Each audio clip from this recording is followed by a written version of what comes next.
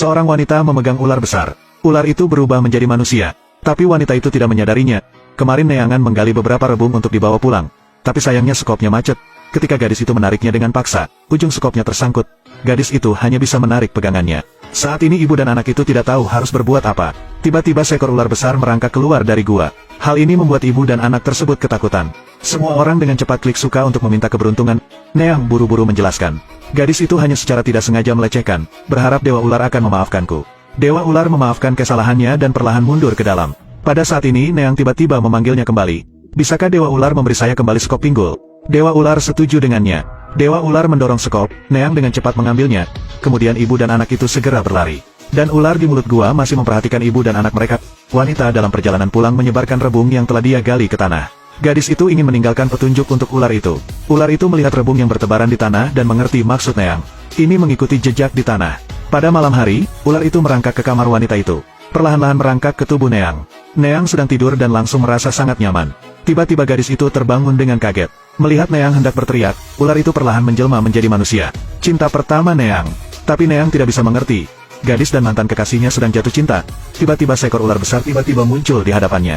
Kekasih tua itu segera mengambil parang untuk memotong ular itu. Ular itu langsung dipotong menjadi dua. Langit tiba-tiba berubah. Cinta pertama itu tidak tiba-tiba hilang. Kemudian kisah Neang dan mantan kekasihnya ditemukan oleh putrinya. Namun yang dilihat putri itu adalah seekor ular raksasa. Putri takut mati. Dalam satu malam Neang keesokan harinya mengalami reaksi mual di pagi hari. Tapi suaminya telah bekerja di luar selama lebih dari 1 tahun sekarang. Pastinya daging ular. Sang suami yang sedang di luar bekerja kembali. Putri dengan senang hati pergi menjemput ayahnya. Sang ayah langsung bertanya, "Di mana ibu?"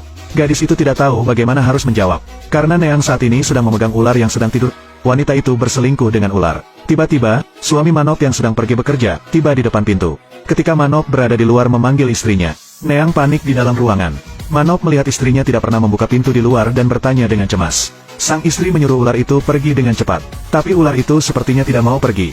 Manop menunggu di luar pintu untuk waktu yang lama, jadi dia menendang pintu hingga terbuka dengan kakinya. Saat itu Neang juga membuka pintu. Melihat suaminya berdiri di depannya, dia sangat gugup. Manop melihat penampilan Neang yang kuyu, merawat istrinya dengan lembut. "Apakah saya tidak sehat?" Neang hanya menjawab. Manop maju ke depan ingin mesra dengan istrinya. Wanita itu melihat bahwa masalah itu akan segera terungkap, tidak menyangka ular itu segera menghilang. Hati Neang sudah damai sekarang. Kemudian gadis itu berpura-pura peduli dengan suaminya. Melihat istrinya seperti itu, hati Manop sangat puas. Ular itu sekarang telah merangkak keluar dari ruangan. Saat itu Neang sedang menyiapkan makan siang untuk suaminya. Pria itu melihat perut istrinya dan berpikir. Keesokan harinya Manop sedang menebang kayu bakar di halaman. Neang di sebelahnya tiba-tiba muntah. Ini membuat Manop semakin curiga. Kali ini, dia menyalahkan istrinya karena mengkhianatinya. Neang buru-buru bersumpah dengan hidupnya bahwa tidak ada pria lain. Ketika Manop melihat itu, dia berhenti berdebat dan pergi untuk bertanya kepada putrinya. "Apakah ada pria yang datang ke rumah baru-baru ini?" Putri berkata hanya ular biasa yang datang. Manop sepertinya mengerti sesuatu. Pada tengah malam, Manop dan putrinya bersembunyi di halaman. Setelah beberapa saat, seekor ular memang merangkak naik. Neang memperlakukan ular seperti suami.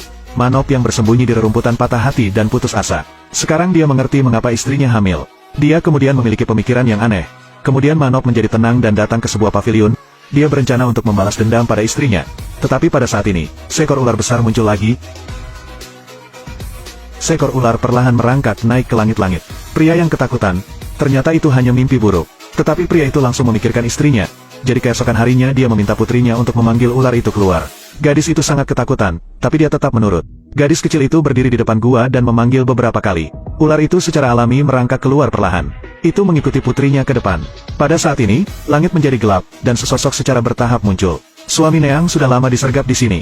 Melihat ular itu benar-benar keluar dari gua, dia diam-diam mengeluarkan pisau dan memotong ular menjadi 2 di depannya. Pria itu akhirnya membalas dendam. Setelah itu, dia menyerah membawa pulang daging ular, dan membuat daging ularnya sendiri. Ibu dan anak baru saja menikmati makan siang yang lezat. Neang mengambil sepotong besar daging dan memakannya. Manop marah dan mengatakan itu baik untuk makan lebih banyak. Dia juga menunjuk kepala ular yang tergantung di sampingnya. Neang terkejut tetapi tidak berani menunjukkannya. Gadis itu menangis dan berkata itu enak. Di malam hari, Neang masih berharap ular itu muncul lagi. Tetapi gadis itu menunggu dan tidak melihat ular itu. Sekarang dia mengerti. Kemudian Manop pergi ke belakang untuk menghibur Neang. Dia mengatakan kemarahan tidak baik untuk kehamilan. Keesokan harinya, pasangan itu sama seperti sebelumnya. Manop juga ingin mengajak istrinya keluar untuk menangkap ikan. Tiba-tiba Manop mengatakan untuk melupakan sesuatu. Kemudian dia pergi untuk mengambil pisau sepanjang 10 meter. Neang juga mengikuti suaminya keluar. Di tepi sungai, pria itu mengungkapkan wajah aslinya. Dia ingin membunuh anak di perut Neang. Neang melarikan diri sehingga suaminya mengejar. dia menjambak rambut istrinya dan menariknya ke darat. Dan gadis itu juga sedang dalam perjalanan ke sini. Dia merasakan sesuatu yang buruk akan terjadi. Neang berbaring di tepi sungai memohon suaminya untuk menyelamatkannya, tetapi dia kehilangan semua alasan. Dia dengan panik menyayat perut istrinya. Perut Neang penuh dengan bayi ular. Manok mengayunkan pisaunya dan menyayat bayi ular itu hingga ia membunuh semua bayi ular di depannya.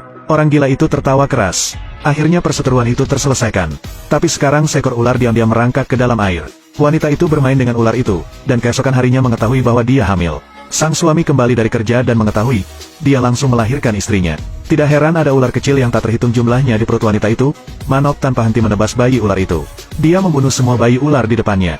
Dia mulai tertawa. Topi biru ini akhirnya dilepas. Tapi dia tidak tahu bahwa seekor ular muncul. Manok tidak memperhatikan saat ini. Jadi dia tiba-tiba menabrak batang kayu. Putri mereka juga mengikuti. Melihat ini, gadis itu menangis tanpa suara. Tapi dia juga harus memukul Lok yang sama seperti ayahnya. Kemudian Soraya untungnya melarikan diri ke tempat yang damai.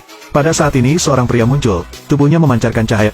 Tubuh Soraya juga memancarkan cahaya. Segera Soraya berubah menjadi seorang anak. Bayi menangis sambil berbaring. Pria dengan wajah lembut berkata dia akan membawa pulang gadis itu. Soraya dalam sehari dia tumbuh menjadi anak berusia 8 tahun. Dia memiliki mata biru dan sekelompok bayi ular di kepalanya. Tapi kepala ini masih membatasinya. Guru menyuruhnya untuk tidak terlalu memperhatikan orang lain. Di mataku, kamu yang paling cantik. Suasana hati Soraya segera membaik. Suatu hari dia melihat beberapa anak bermain. Soraya mengumpulkan keberanian untuk menyambut mereka. Ketika orang-orang melihatnya, mereka takut. Soraya bilang dia tidak akan menyakiti mereka. Mereka bergegas pergi. Hal ini membuat Soraya sangat sedih. Pada saat ini tuannya perlahan mendekat. Dia menghibur Soraya. Kata Soraya sedih.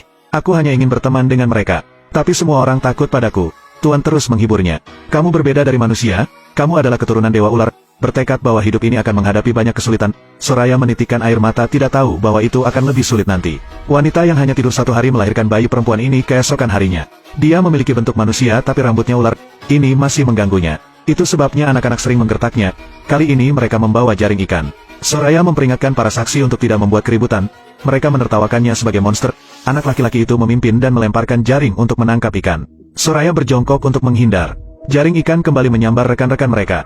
Anak-anak memarahi rekan-rekan mereka sebagai pengkhianat. Bocah itu marah, meninggalkan mereka sendirian.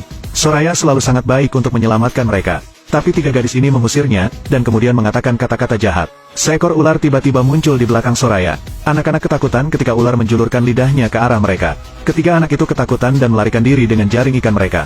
Soraya menegur ular itu agar tidak muncul lagi. Ular sedih itu kemudian menghilang di belakang Soraya. Pada saat ini, Master juga muncul di sini.